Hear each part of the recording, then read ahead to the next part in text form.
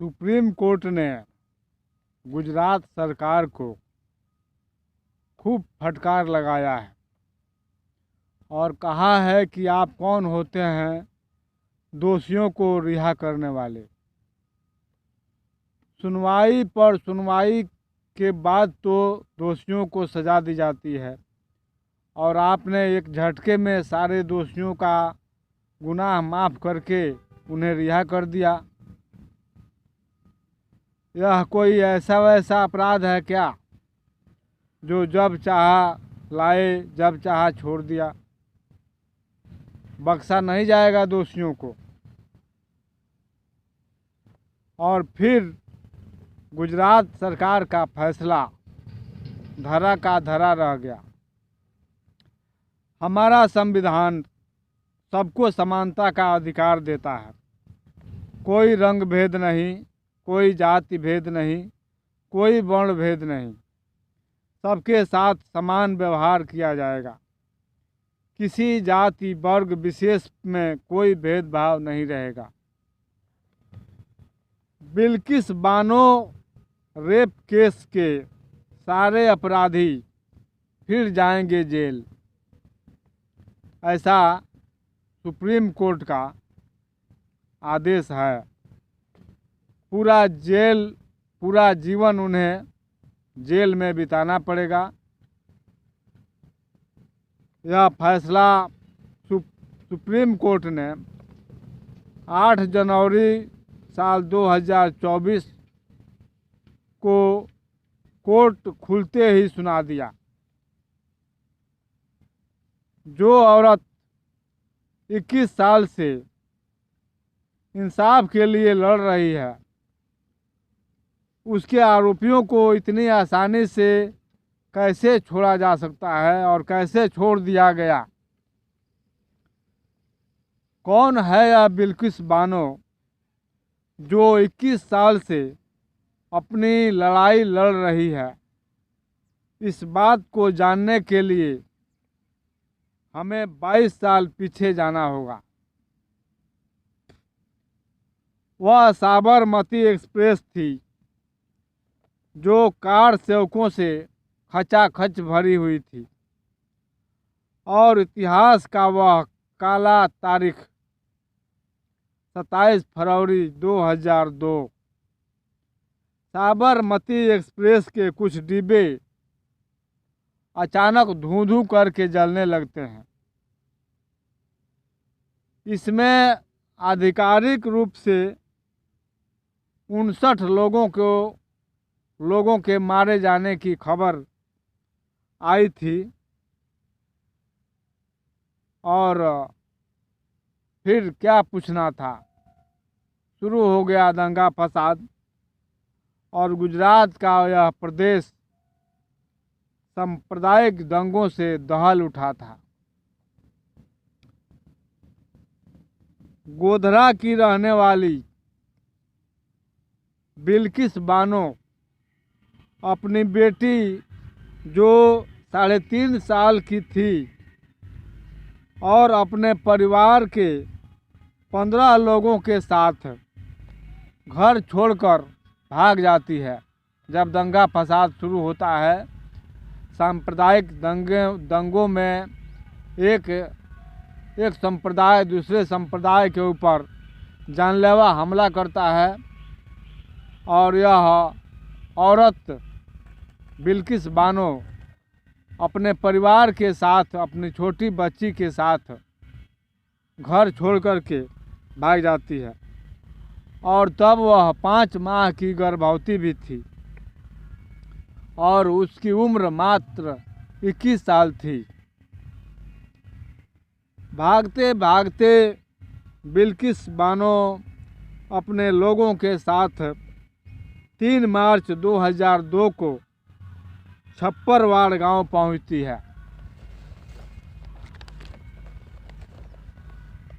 छप्परवाड़ गांव पहुंचने के बाद वह घने घने फसल वाले खेतों में छिपने की कोशिश करती है और छिप भी जाती है, लेकिन दंगाइयों की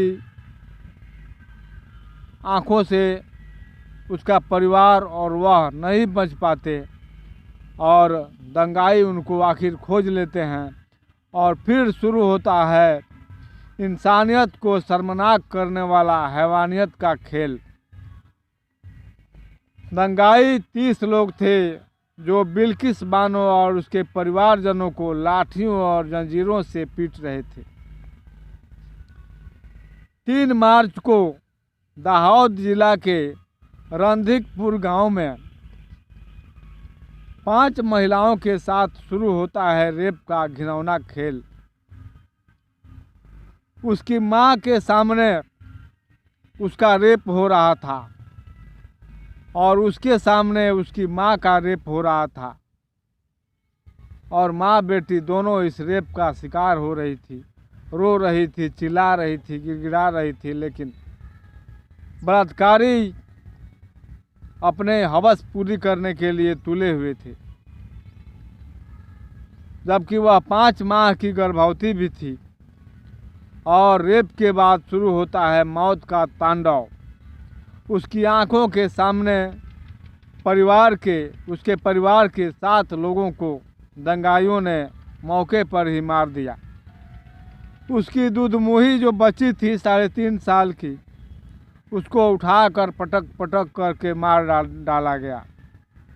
इस घटना के बाद वह काफ़ी समय तक बेहोश रही थी और जब होश आया तो उसने आदिवासी महिलाओं से कुछ कपड़े मांगे और उसे पहना और वह एक होमगार्ड के पास गई।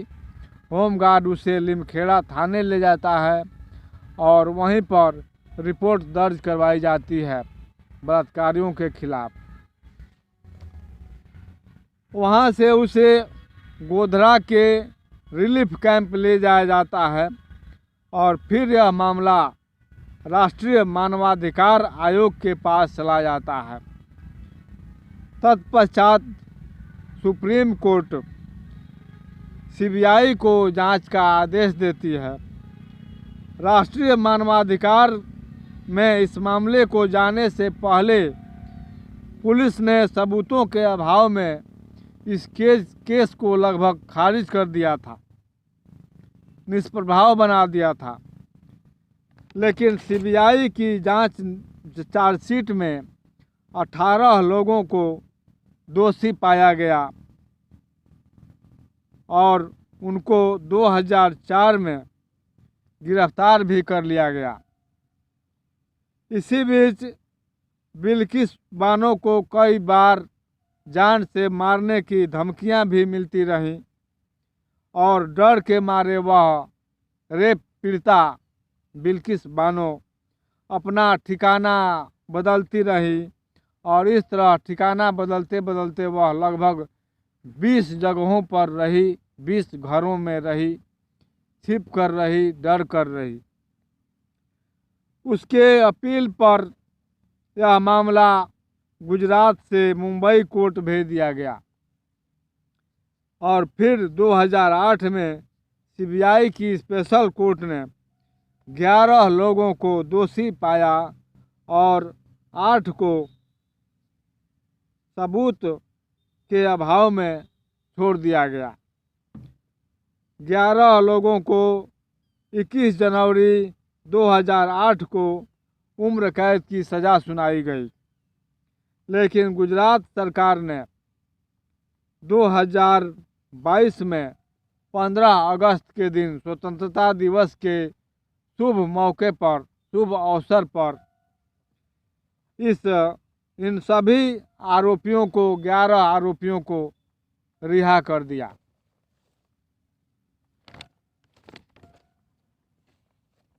अगर मैं आपको बता दूं कि यह आरोपी कौन कौन थे तो ठीक रहेगा।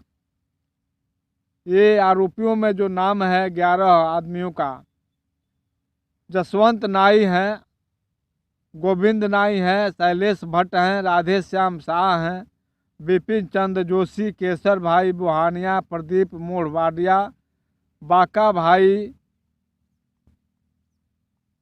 बुहानिया, राजू भाई सोनी, मितेश भट्ट और रमेश चांदना, इन लोगों को गोधरा उप कारागार से रिहा कर दिया गया 15 अगस्त 2022 को।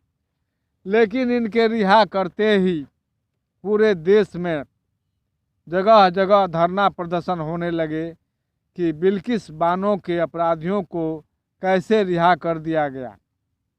और तब फिर बिल्किस बानो ने सुप्रीम कोर्ट का दरवाज़ा एक बार फिर खटखटाया और सुनवाइयाँ हुई, कई सुनवाई हुई और फिर 8 जनवरी को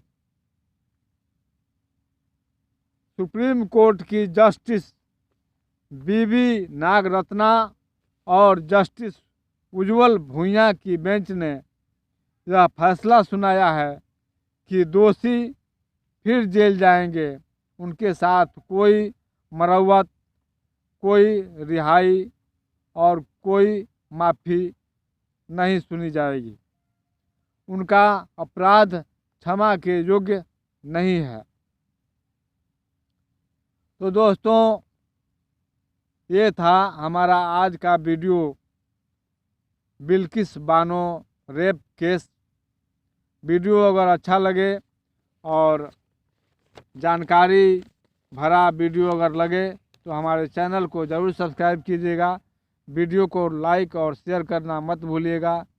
फिर मिलेंगे हम किसी ऐसे ही मामले के साथ। तब तक के लिए जय हिंद।